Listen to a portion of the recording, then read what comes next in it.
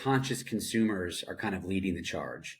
They are defining and dictating brands and businesses to step up for something more than just selling a product. Say that you're talking to an entrepreneur who's going to tell you that, hey, I'm just here for a short term. I'll be exiting this business. I would want to sell, this company anyway. That's why I just need all the revenue. People are 4 to 6 times more likely to purchase and champion as ambassadors. I can eventually become an angel investor or have kind of a social good VC or do all these wonderful philanthropic, give back, do good sort of initiatives. Okay, well, why does it have to wait 10, 20, 30 years down the road? Why can't you begin to implement that now in your trajectory? Welcome to Meaningful Marketing, Mentoring, Mattering with me, Joseph Alcantara.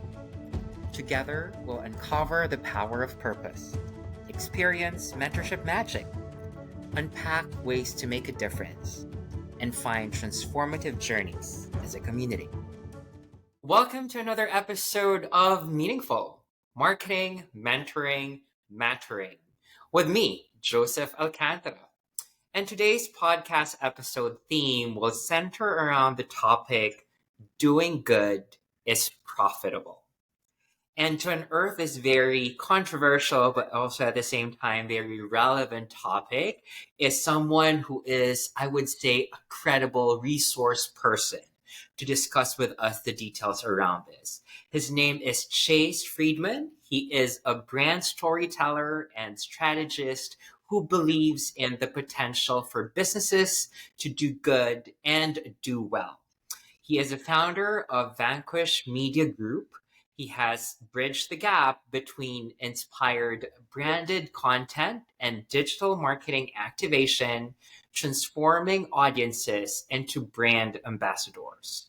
With a diverse client portfolio, including VC-backed startups, SMBs, and nonprofits, Chase provides strategic brand marketing leadership, resulting in sustainable growth and societal impact. Having produced over 1,500 branded content assets with over 500 million views, resulting to $45 million in revenue and donations, Chase has proven the potential for any business to profit with purpose. His mission continues as a coach and consultant for aspiring business owners and entrepreneurs, is a member of the 1% for the Planet, and serves as one of the board of advisors for the nonprofit Film to Future Foundation. Please welcome to the pod, Chase Friedman. Hi, Chase. Hi, how are you? Thank you so much for having me and that beautiful intro. And it's great to be here. Well, your profile is amazing. I can't wait to dig deeper into everything that you are doing. So let's start from the very beginning. I asked my guests the same first question, and that is, what is your meaningful life story? Take us back, give us a quick snapshot of the little Chase to where you were before, leading up to where you are today and doing what you're doing. That's great. I love getting to tap into the inner child that often gets repressed into the recesses of the mind. And I have 2 young children, so they're a great reminder of that. For me, for as long back as I can remember, I've been fascinated with storytelling, with movies, with TV, the craft of storytelling behind and in front of the camera for a little bit. And that really kind of guided me on kind of my early journey in my career. Moving out to Los Angeles, really kind of took a bootstrap mentality and approach to learning the craft. I didn't go to film school. I worked my way up from, PA to, lowly assistant to, directing, writing, and producing, independent film and series and commercials, which was fabulous. And I still love that. And I love the craft. But over time, I began to become fascinated with how the craft of storytelling could impact brands and businesses, right? Helping them really reach people in a deeper and more meaningful way. The thing I always love about storytelling is its ability. It's the most powerful tool we have to elicit emotion and excitement and activation and change behavior. So how great would it be if we apply it in the right way, in a purposeful way, to business and branding? And that's kind of what evolved into the consultancy and agency that I've run for the last 7, 8 years, Vanquish Media Group, and the work I continue to still do today. Very story led, purpose driven, with real impact and results to bear for it. Great background there, Chase. I love how you interconnected your love for storytelling and what you're actually doing today for your agency. So my question there is like, how has your background in storytelling influenced your approach to branding and marketing? Because probably some people would think that, oh, branding and marketing is all about having a flashy, beautiful logo, selling product. How will you incorporate a good storytelling piece into that, and how have you used that as a way to pitch your agency to your clients and for them to believe that this is the right way to go? Yeah, it's a little bit different for each and every client, but I do believe that all of these efforts, branding, marketing, whatever tactic or strategy you're employing, it's got to begin with story. It's got to begin with a clear foundational understanding and identity of who you are, why you exist in the world, what you're trying to achieve, for your stakeholders, for your shareholders, for your customers. I think it all starts with story. We often see a lot of companies, big and small, that are racing for that immediate gratification. How do we generate more leads? How do we get more likes on social? How do we sell more products? Right? We can get to all of those things, but it's going to be a much harder road if you aren't clear with your story, right, and your identity. And certainly, it's not going to be clear for your audience and your customers. As I mentioned, this is the most compelling tool we have beyond any other marketing tactic to engage people in a meaningful and deep way that not only engages emotionally, but obviously, impacts kind of behavior and builds really kind of brand loyalty, right? To build your tribe, to create raving fan customers, to create, as I like to kind of say, audiences into ambassadors. I believe that does all begin with storytelling. And I like to, when people come to me and say, well, I'm not a storyteller and I don't know how to tell stories, I say, you're wrong. Everyone knows, everyone has the capability to do it. It's in our DNA. It's been with us as a species since as long as we can, since the dawn of time. And so it's just a matter of helping people find that story and allowing them to share that with the world. That is beautiful. And I think you simplified the meaning of finding that purpose and that story and applying that onto the business especially for entrepreneurs, which leads me to my fascination after looking at your website for your agency. Your agency's mantra is do good, do well. So what inspired you to focus on empowering purpose-driven organizations through strategic marketing, knowing that the storytelling piece should be purposeful and bringing that to life is something that's very close to your heart and very important to you?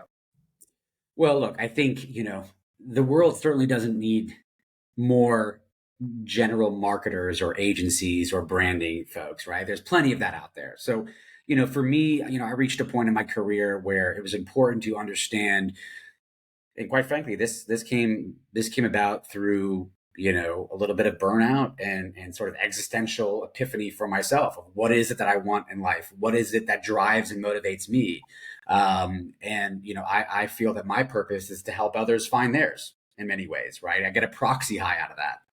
We are at an interesting time in our culture and our society, where conscious consumers are kind of leading the charge. They are defining and dictating, and demanding, quite frankly, brands and businesses to step up for something more than just selling a product, right? I think being purpose driven is a strategic advantage. I think purpose is positioning.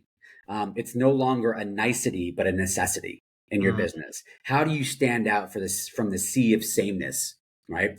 It's standing up for what you believe in and your values as an organization, as a company. And that is what consumers are demanding. People are more likely to buy from, work for, invest in purpose-driven organizations that align with their values, right? They want something deeper.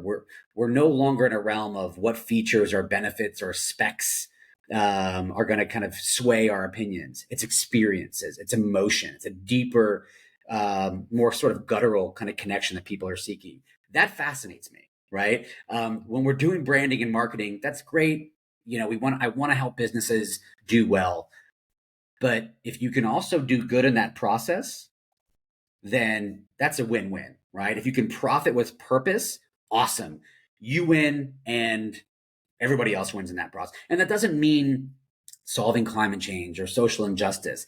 That can be something as simple as improving the quality of the lives of your team members or your community, or give back, or just something that exists beyond the bottom line. All that to say is, my motivation comes from a point of I was seeking a little bit more purpose in my life and in my work. And this is something in our time that, for me, I want to continue to evangelize and educate and empower people to lean into this, so that they understand purpose and profit are not mutually exclusive. You can achieve both. It's very profound, Chase. I think it's a perfect blend of you finding yourself and trying to seek what is more meaningful and things that you would want to do as a professional, but also at the same time, perfect timing. The consumers have now evolved to be less transactional and find ways why they would want to buy something. Gone are the days that they will just buy a product because it's commoditized, but people are now smarter and more meaningful in deciding which brand to go for because of the story behind it, the founder behind it, and what they're really rallying, which I think is really the best time to be part of, entrepreneurship or marketing, because the battle is no longer, to your point, features and benefits, but meaning. Yeah. But at the same time, that's also going to be very challenging for entrepreneurs, because what if they don't know the story? What if they don't know what the real purpose is in terms of what they're doing? And I love the reason of your existence when it comes to the agencies that you built. So, what are the most common challenges that these brands are facing when they try to align with a cause or a purpose? And how do you help them overcome this? How is your process like in terms of helping them find that why? That's a great question. And that is the challenge that I love. Those are the muscles that I love to kind of work every day. I think for the most part, the greatest challenges for organizations, again, whether you're a single person company, an entrepreneur, or a large conglomerate, and arguably, small or medium-sized businesses are more agile and adaptable to kind of finding that purpose and deploying it. I think the greatest challenge is shutting out the noise that surrounds us, right? Not giving in to the competitive landscape and being swayed by what our competitors are doing, and therefore we need to follow that course, or the current or trend of public opinion, right? What is in vogue right now? What are people buzzing about, talking about? Not getting caught up with that, really, quite frankly, fleeting moment in time, and really having the courage to, for one, be vulnerable. Okay, admit what you know and what you don't. Be willing to listen and ask, not only of yourself but of your team, to understand what motivates them and what gives them passion. And so I think overcoming those initial, compulsions to follow trends, to be swayed by, the competition, that is where it begins. You need to kind of open this with a clear mind. Ask yourself why. Why am I in this? Why does my business exist? Why am I doing this beyond the bottom line? And that's not an easy question for anybody to answer, especially when it comes, personally, let alone professionally. That's why it's a little bit of therapy, quite frankly, in some of these initial conversations. It's it's kind of wiping away some of those fears, those hesitations, and getting deep with asking those questions that aren't the easiest to answer. I would say my process really is conversational in nature to begin with. Um, it not only involves stakeholders and founders, but ideally from the bottom up of your so-called team or your customers, really eliciting and listening to what is motivating for them. And that a lot of times that can really fuel and inspire the energy from the founder to establish, yes, that's it. That's why we do what we do, right? So yeah, I mean, I think that's merely a start, but I also think it's an iterable process. It's not like a set it and forget it. It's not like, yep, we wrote it down. This is our purpose for life. It's iterable and it changes, and that's okay.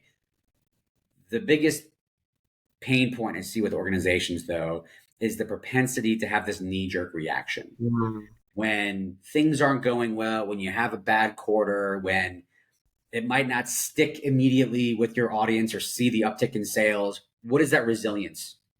What is Mm. your willingness to stay the course and trust the process? Because I guarantee you, and the results prove this, that over time, this will build a stronger, more resilient business and sustainable growth and loyal brand loyal customers. It's when these companies are having these quick pivots, trying to adapt to a zeitgeist moment, that they're getting in hot water, and consumers are calling them out, right? Budweiser, Pepsi, etc., for trying to kind of latch on to a purpose of the time Mm. when it's not really part of their overall culture. Where were you before and after this moment in time, right?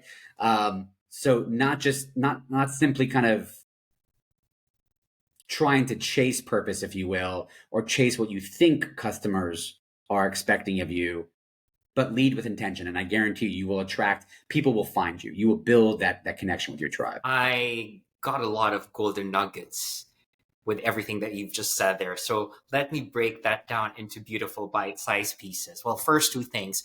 Number one, you touched upon your process, which is like the clear how, lifting from your why and then now the how. It's very clear to me that you talk to the founders and then bottoms up as well for everyone for you to understand what they stand for and how they are clearing that path on that particular journey. And that at the same time, looking at finding ways to establish, the mission or the vision or the reason for being that they can hold on to continuously, so that when tides are there and there's some sort of challenges along the way, they'll not be swayed, hopefully, because I think that's one of the key challenges we're in. Okay, we did not hit this month's sales goal, so what should we do immediately or to change immediately just to make the next month better, even if it's not within our core? And then the great example that you've given would be like, the brands that we've seen today latching on to what's trending or the cultural moment just for the sake of being part of the conversation, even if it's not true to their core, right? Which is a very, very common mistake that we see nowadays. Now, going into the what portion, I've seen that your agency stands for aiming for companies to have performance, Mm. profit, and purpose. So could you share like your favorite success stories or case studies when you help brands significantly increase their societal impact and Mm. put a check on all those three P's? If you're under an NDA, you don't have to say what the brand name is, but because people who are listening in this conversation might say that, oh, it's easier said than done, but Sure. show the proof points. Yeah. No, that's wonderful. So I'll give you an example. I've worked with it's a let's call them a podcaster, a thought leader, an influencer of sorts, right? That started a podcast, a great form of storytelling, inspired by their own struggles in life, their own trials and tribulations and learnings. Slowly built a very successful platform, reaching thousands of people that resonated with their message. So clearly purpose driven to begin with, but still singular, a podcast, not a business, not an organization. And as a result of being authentic, being true and honest, and sharing with an audience their purpose and reason for being, inspired and allowed them to build a podcasting studio and business and brand around that, where they could help cultivate and develop and nurture other voices from around the world that had not even similar stories, but stories of inspiration that build community and connection. Right. So now you've got what started as a singular podcast reaching a certain number of people, exponentially amplified now into a thriving business and still very much in its infancy, but being able to have so much more impact and reach so many more people in different ways, not only developing and coaching and nurturing aspiring thought leaders that have a great message to share with the world, but connecting with different tribes, different audiences across the world that have been seeking that message. And so, again, whether you want to say the ability to build a business, the ability to grow a business, increase revenue, kind of quarter over quarter, month over month, but that mission and that purpose has remained the same. We want to tell stories that inspire community and connection. Okay. And that's been fantastic. And we're looking into ways that we can kind of nurture those same skill sets in their own community, their own backyard, whether it's incubators and trainings for kids in high school and underserved communities that want to learn the art and craft of storytelling or podcasting. Other nonprofits within the community that may not have the means to fund or produce their own podcast, but it's such a compelling story that we want to be in partnership with them. And so we're going to help shepherd their vision and their podcast, and become a partner in it. Right. So that's just kind of a singular example of, a little engine that could, a storyteller that was able to build upon that initial success, reach far more people than they ever imagined, while lifting others up in the process. I love that case study because it is very true to the core of the person who started it, and then helping that person to come up with a business model that resulted to profitability as well. And then a full 360 moment of trying to give back by being more purposeful in what they're doing because of the profits that they were able to make, and spread that meaningfully in other sectors or organization. That is a very beautiful example. Thinking now, and hopefully that this becomes very exponential as we move towards the progression of this kind of thought leadership process when it comes to understanding the purpose and meaning of creating businesses, right? What do you see as future trends in cost-oriented and purposeful marketing and business operations? People will probably say, oh, it's just touchy-feely. It's just part of the marketing gimmick. But what do you truly see as a long-term, strategic, sustainable platform piece for advocating for cost-oriented entrepreneurship and marketing? Look, I agree with you. I think there's certainly some companies and certain efforts that can be construed as gimmicky, right? If it's not coming from a real place of reason and being, yeah, the audience will sniff it out. Consumers are far more insightful, articulate, and demanding than ever before.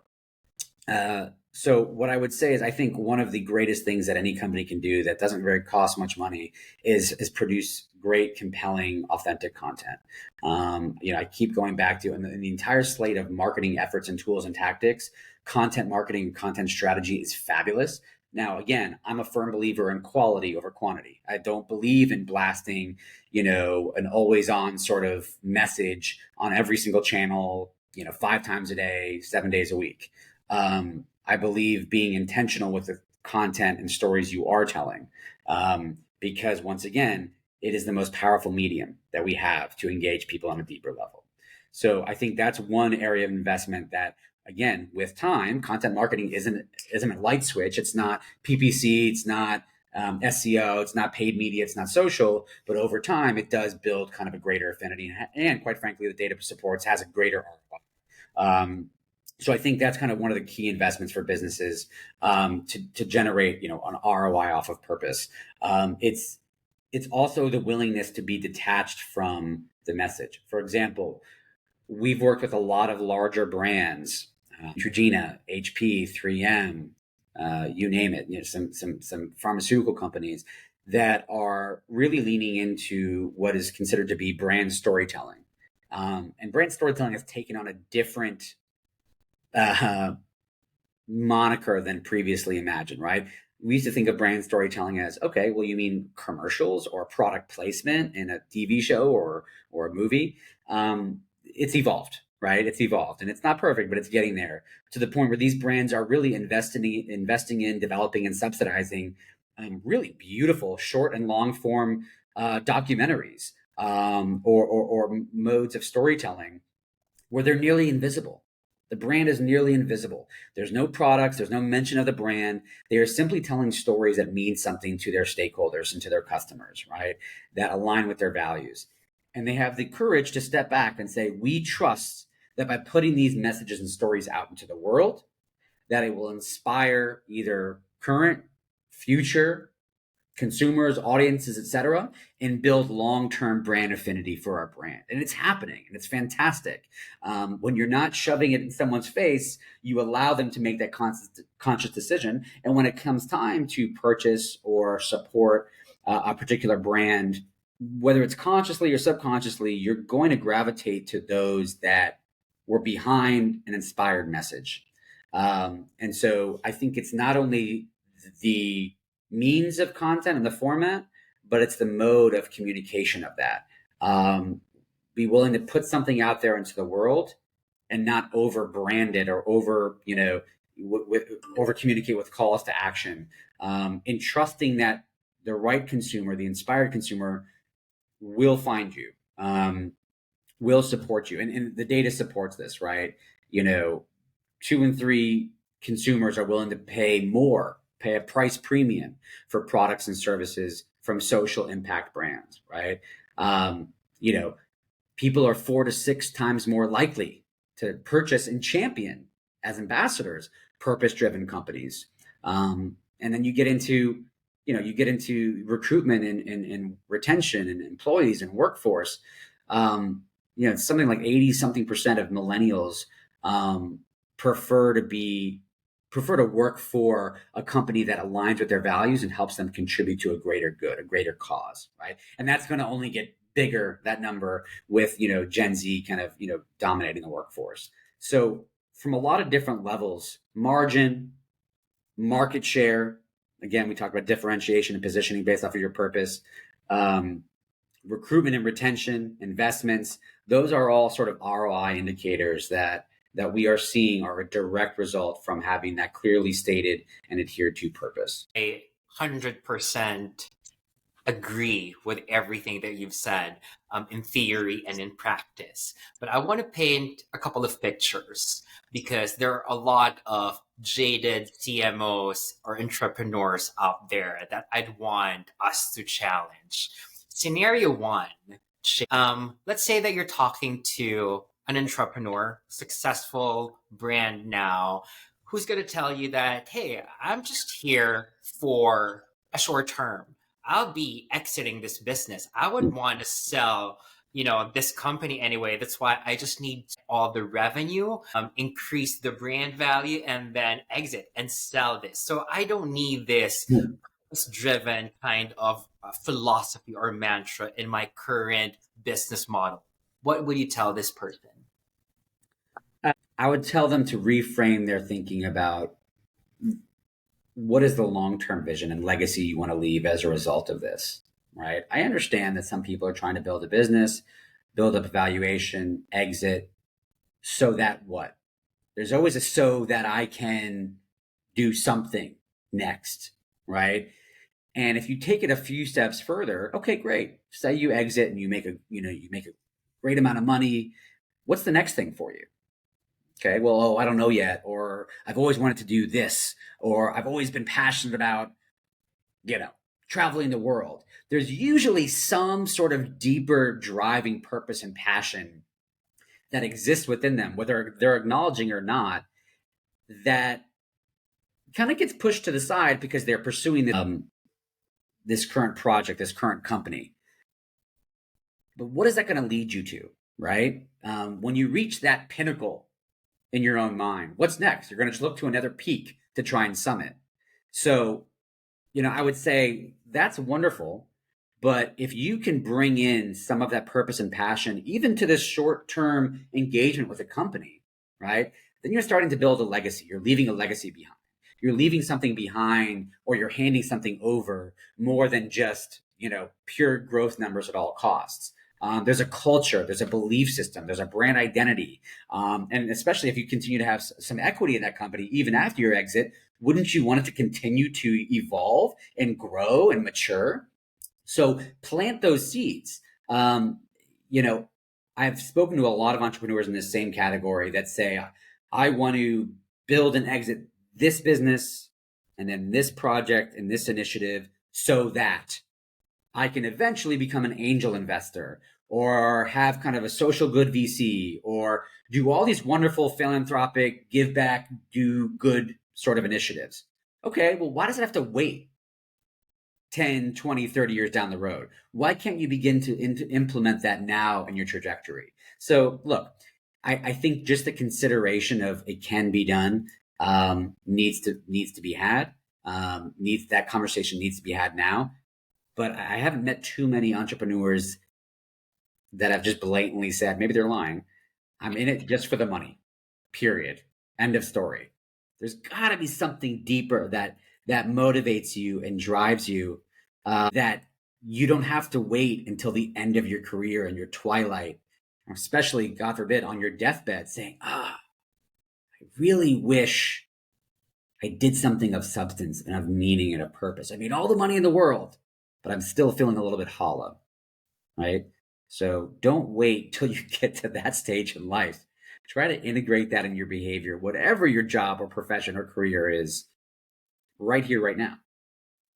That's a thought-provoking advice. Thank you for sharing that, because especially at this day and age where everything comes so fast, it's like you're here, you want to go to the next one, the shiny object syndrome all the time, but it goes back to your existential thought of, okay, if I die, the creator or the universe or the energy wouldn't ask me how much money I made or how much market share did I make for this brand. So I think that's a very important piece that you've just shared, so that the successful entrepreneurs and entrepreneurs to be would have that beautiful thought as they chart their way towards that success. Yeah, you touched on this earlier. Your first question to me is, connecting back to the young me, the inner child, right?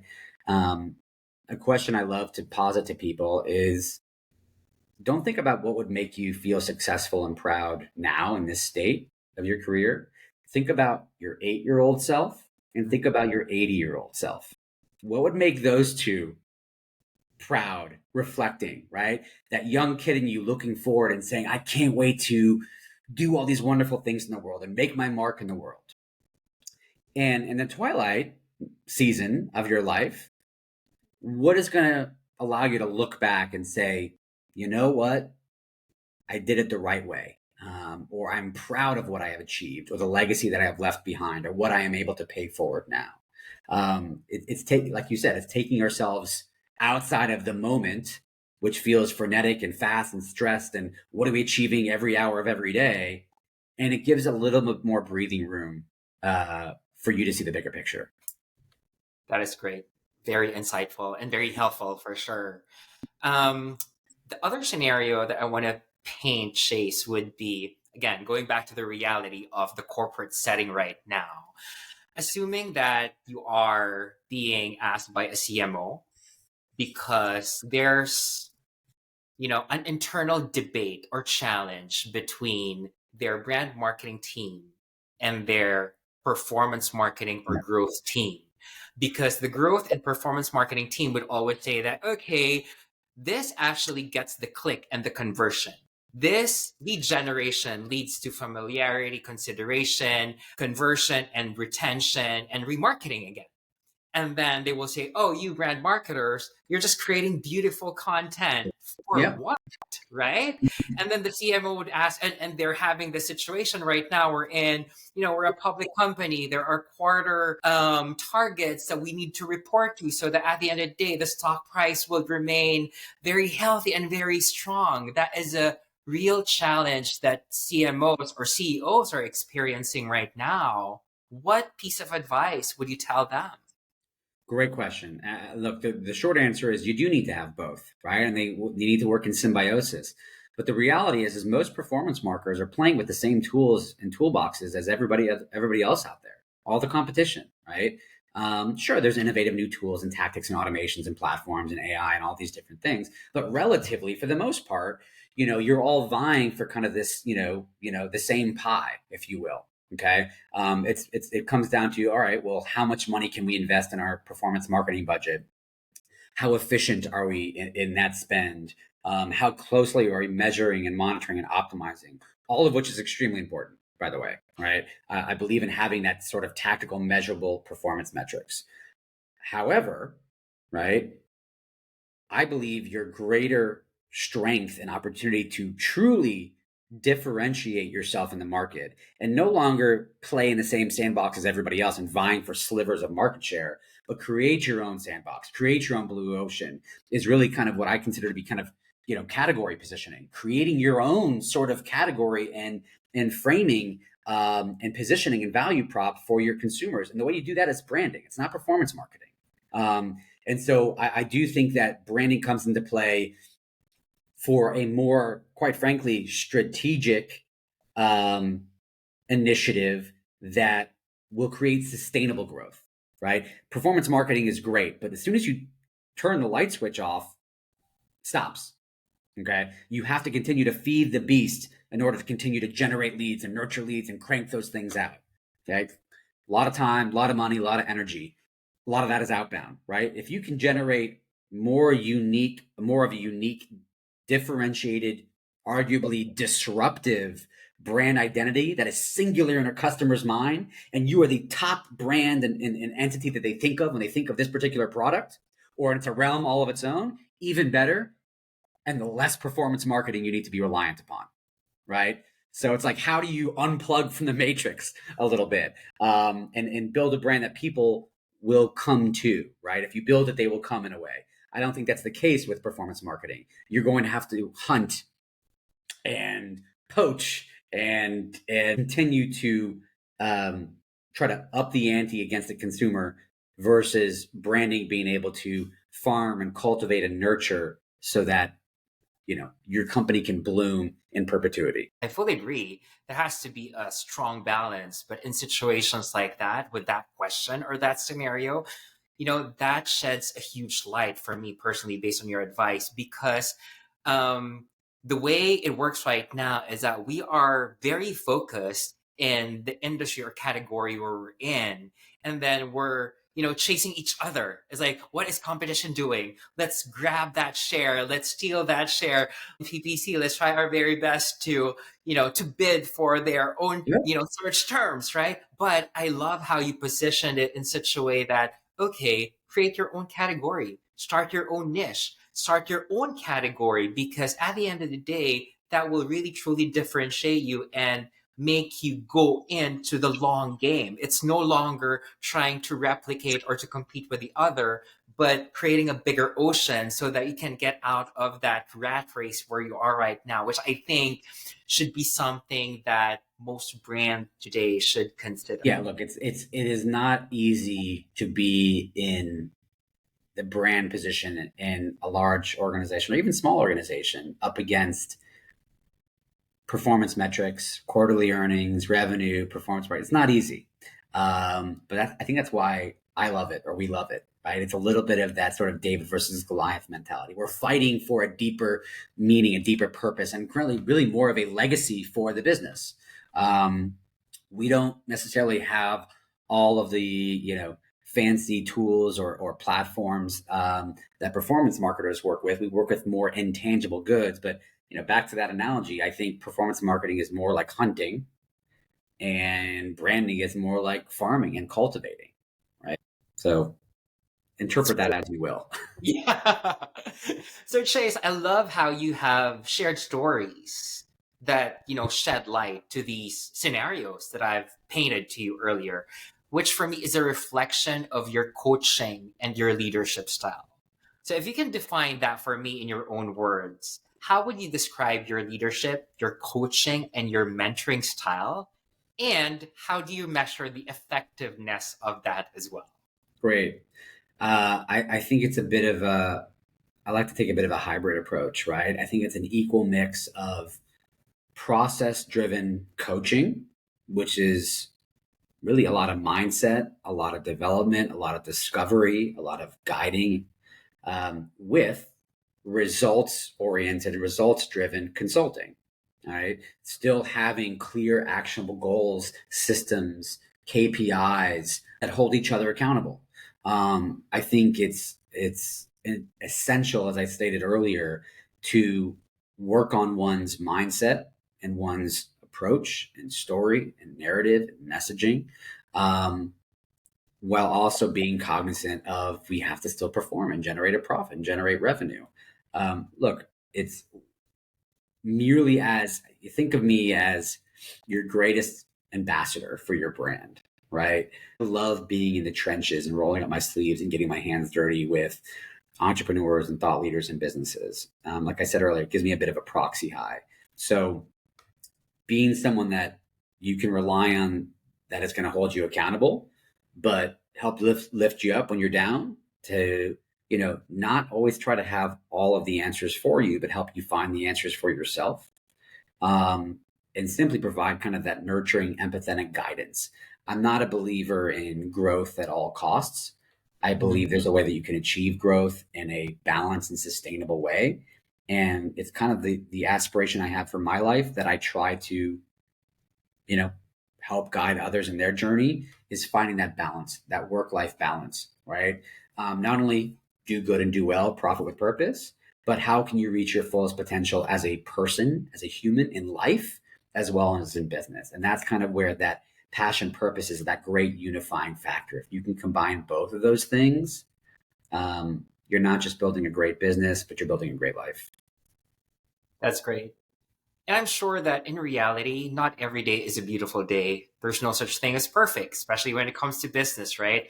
So for you, how do you stay motivated and inspired to continue, in this field and to continue what you're doing, especially if you're, reflect on what an eight-year-old Chase would want to do and the future 80-year-old Chase would look forward to? How do you keep that going for yourself? I get caught up in the same stuff that everybody else does: the comparison, the imposter syndrome, the not enough, not working hard enough, not moving fast enough. Um, but I really work hard on um, mindset and mental health, meditation, gratitude, really trying to slow down so that I can speed up in some ways. Um, Reconnecting with that sort of inner child, remembering what gave me the initial passion and inspiration to go down this path and work in this business and work in this industry. Um, and it's not easy. There's not an elixir for it, but I think I am stubborn in the fact that I'm willing to walk a very different and divergent path than most, um, in order to find what works for me. And what works for me is different from what works for anybody else out there. What is that balance for me? My personal and professional life, I think, are very intertwined. So I better find some content and fulfillment in both aspects. Clearly, this mantra, this approach inspires me. I hope it'll inspire others. Um, but this is certainly what kind of gives me that motivation to share this message with the world, help guide people towards seeing there is more to life, more to business than operating in these silos. If I can look back at 80 and say I've had an exponential effect on a certain amount of people and businesses, that in turn someday they will pay forward to the next generation, um, that's a win. Well said. So, in a roundabout way, let's encapsulate that beautiful answer to my final question. And I ask the same final question to all my guests, and that is related to the title of this podcast, which is meaningful. So, what for you, Chase, is the definition of a meaningful life, and how do you live that every day? I love it, and I knew you were going to ask the question, and it still requires a bit of pause and reflection. Um, to me, a meaningful life is learning and finding resilience within myself and others, and achieving that place of what I consider to be kind of the goal is equanimity, being able to be at peace with myself and my approach and my work. In spite of whatever external factors and challenges may come. And I've had my fair share. But if I can find true peace in the process, then to me, that is a life full of meaning. Well said again. And I think with that, you were able to prove to the audience who listened to this that really doing good is profitable, and profits come in different forms. It's not just money, it's that inner peace and it's that inner joy, which hopefully everyone will be able to embrace, whatever it is that they're doing or venturing in their lives. So, with this now, Chase, I'd want to give you the floor to share with my audience how they can reach out to you so that they can learn from you more and get your services or ask you more questions, because I'm sure that a lot of them have learned a lot from this conversation. Well, thank you for giving me the platform. I think it's, even as the name of the podcast suggests, it's a inspiring and intentional conversation. You can find me on LinkedIn. I would love to connect with you at any stage of the journey. Chase Friedman. You can find us on our website, vanquishmediagroup.com. We actually have a great little sort of ebook on there that you can download. That's called kind of the ROI of purpose, or the business case for purpose. And it's got a really great curation of statistics and research and insights that really kind of prove a lot of what I've been sharing with you today. So if you have to convince yourself or convince your boss, hey, this is why we should commit to, doing good and having a clear purpose and mission and identity. Well, check that out, download that. Yeah, or if you're in the greater Los Angeles area, let's have a coffee, because I do miss in real life interactions in this increasingly digital and virtual and distance world that we're living. Thank you so much for this opportunity, Chase. Again, learned a lot and was so inspired. And I look forward to also seeing you when I go and visit LA. Thank you so Come much. on by. Thanks, Joseph. Appreciate it.